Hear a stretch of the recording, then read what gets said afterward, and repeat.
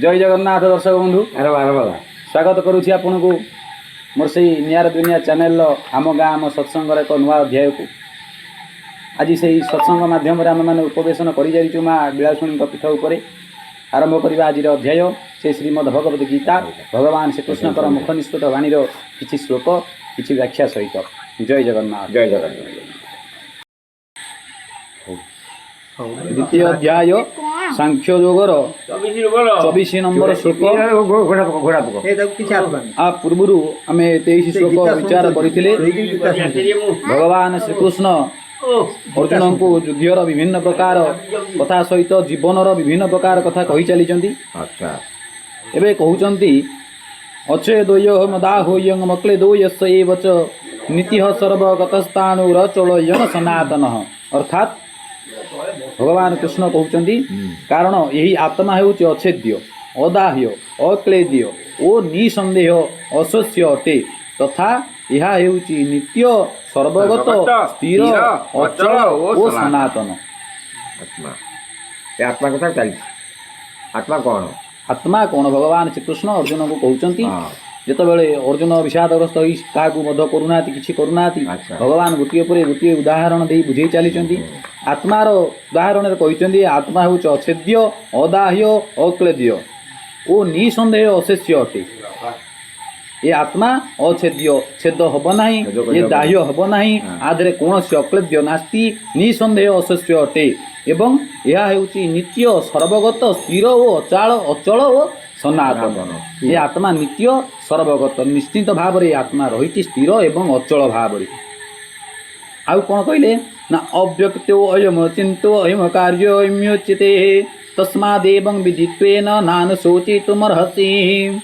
यही आत्मा अव्यगत जहाँ व्यक्त करा जाई परिबो नाही यह अचिंत्य जहाँ आम चिंता करि परिबा नाही आत्मा से भली अचिंत्य एवं यह विकार रहित कहुए यार कौन सी आकार ना विकार रहित कहुए। एणु हे अर्जुन यही आत्मा को उपरोक्त प्रकार जानी तुम्हें शोक करवा उचित नुहे तुम्हें जो भली भावुच प्रकृत में आत्मा से भली नुह तेणु कौन शोक कर ना। आहरी कहले कौन ना अथ चैनं नित्य जातं नित्यं वा मन्यसे मृतं तथापि त्वं महाबाहो नैवं शोचितुमर्हसि।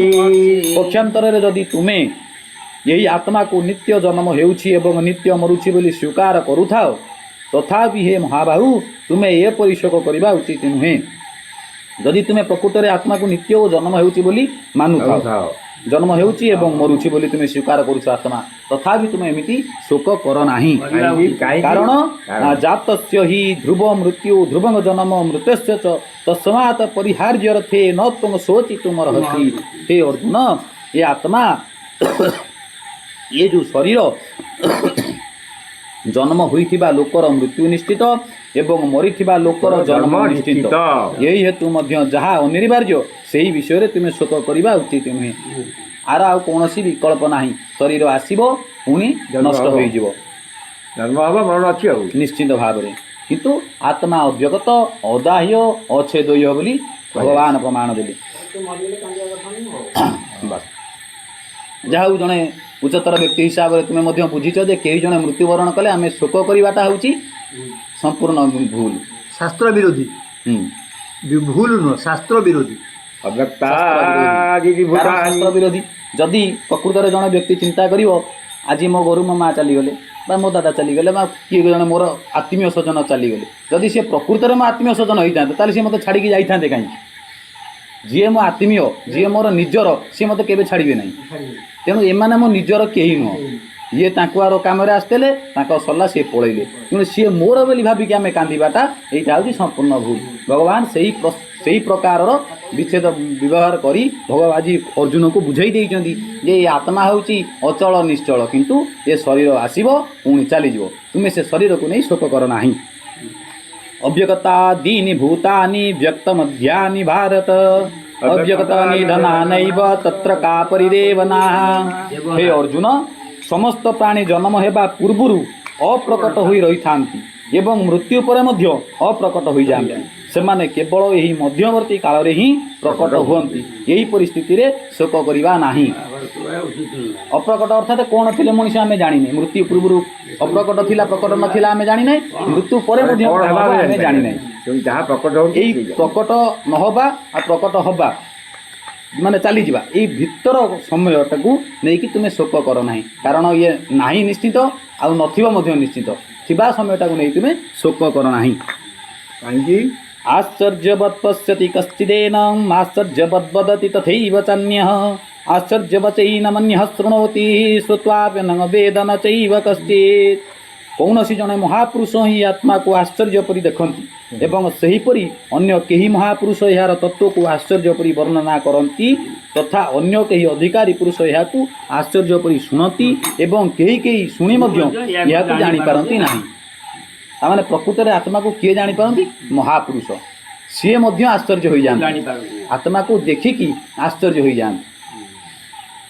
तेणु हे अर्जुन, देहि नित्यंगम अवधोयं देह सर्वस्य भारत तस्मात् सर्वाणि भूतानि न त्वं शोचितुमर्हसि। हे अर्जुन, हे आत्मा समस्त शरीर रे सर्वदा अवध्य, तेणु सकल प्राणी पाई तुम्हें शोक करवा उचित नुहे। अबध्य बध्य रोग नुहे ना, आत्मा मरे नहीं, आत्मा मरे नहीं, सर्वदा अबध्य। तेणु ये कौन सी प्राणी को नहीं तुम्हें शोक करवा उचित नुह। तापर कहले स्वधर्मम अपि चावेक्ष न विकम्पितुमर्हसि धर्मादियुद्धाश्रयोन्नित क्षत्रियस्य न विद्यते। पुणी निजर धर्म दृष्टि भी तुम्हें भय करवा उचित नुहे, कारण क्षत्रिय निमंते धर्ममय युद्ध ठारू बड़ी कल्याणकर कर्तव्य आउ किछि नाही।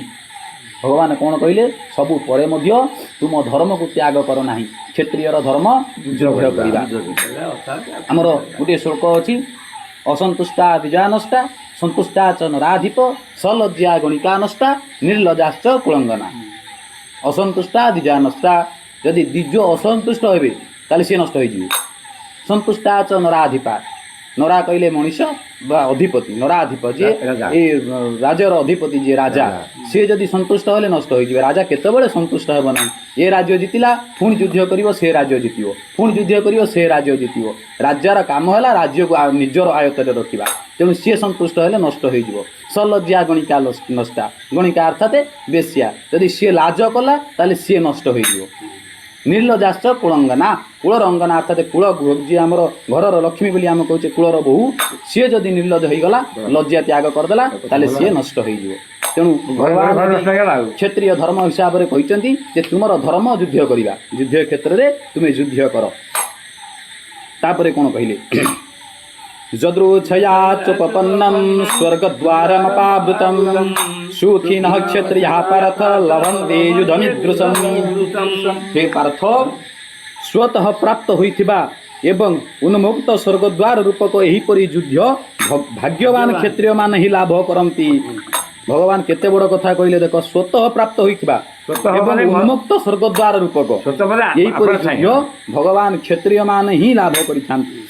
यही जो विराट युद्ध सेपटे जो योद्धा मान अच्छा पितामह भीष्म द्रोणाचार्य कुलगुरु कृपाचार्य यही अश्वत्थामा यही जो वीर वीर योद्धा अच्छा यही जो विशाल कुरुक्षेत्र ये जो युद्ध यहाँ कौन कहते ना स्वर्गद्वार रूपक युद्ध।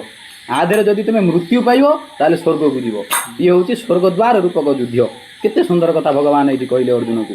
आहरी कहले कौन ना अथ चित्योमिमं धर्मं संग्रामं न करिष्यसि ततः स्वधर्मं कीर्तिं च हित्वा पापमवाप्स्यसि।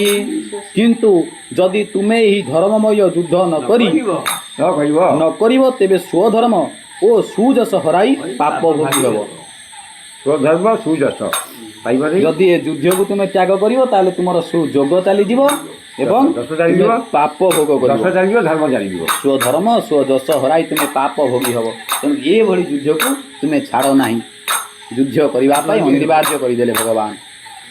अकीर्तिं चापि भूतानि कथयिष्यन्ति ते वयां संभावितस्य च कीर्तिर्मरणादितिरुच्यते।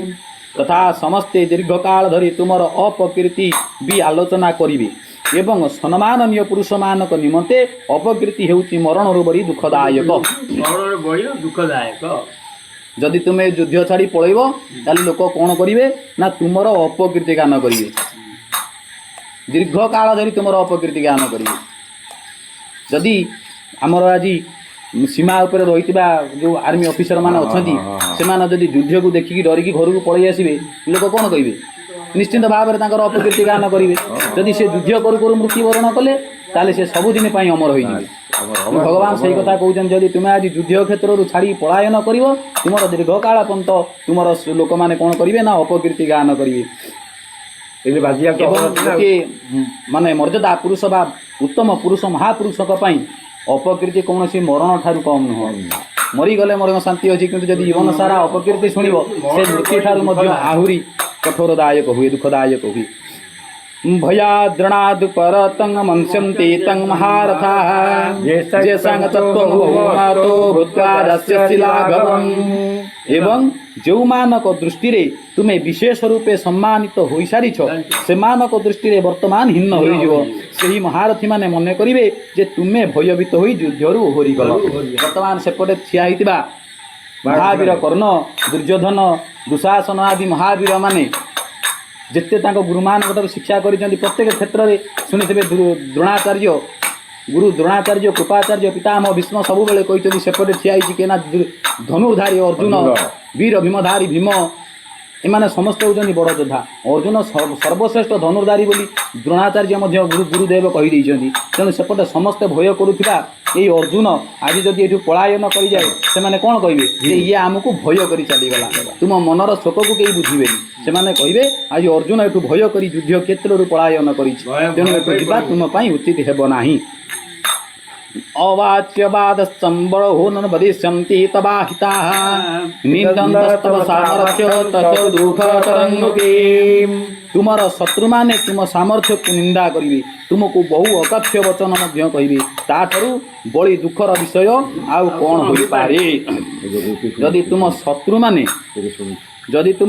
माने तुम सामर्थ्य को निंदा करले जो माने तुमर शत्रु तुमको भयर करिकी सेठी मध्य अछंती सेमाने जदि तुमको निंदा कले एवं आउ कोन कले तुमको बहु अकथ्य वचन कहिवे जो गुडा की कथा नुह शुणिबा भलिया कथा नुह सेही भली कथा जदि कहिले ताठारु बड़ी दुखर विषय कौन थाई पारे गोटे वीर योद्धा पुरुष पक्ष जो भली मान सरोवर भितर लुचि रही दुर्योधन भीम अर्जुन डाकरारे दौड़ी आसी भितर माँ लक्ष्मी को छाड़ी जदि से मान सरोवर भितर रही जाते से दिन ताले सी अवश्य मृत्युवरण बची जा पारि किंतु गोटे क्षत्रिय पक्ष गोटे अमर्यादा वाक्य शुणा संभवपर नुह जड़े योद्धा जड़े क्षत्रिय को जब कह तू का पुरुष से सही पार ना तेणु जिते शत्रु मैंने से कथा कहे तुम्हें केमी सहब ताठू दुख आउ जीवन में किसी ना बोली आज भगवान कहते अर्जुन को आउ कौन कल कहले ना हतो बा प्राप्स्यसि स्वर्गं जित्वा वा भोक्ष्यसे महीम् तस्मात् उत्तिष्ठ कौन्तेय युद्धाय कृतनिश्चय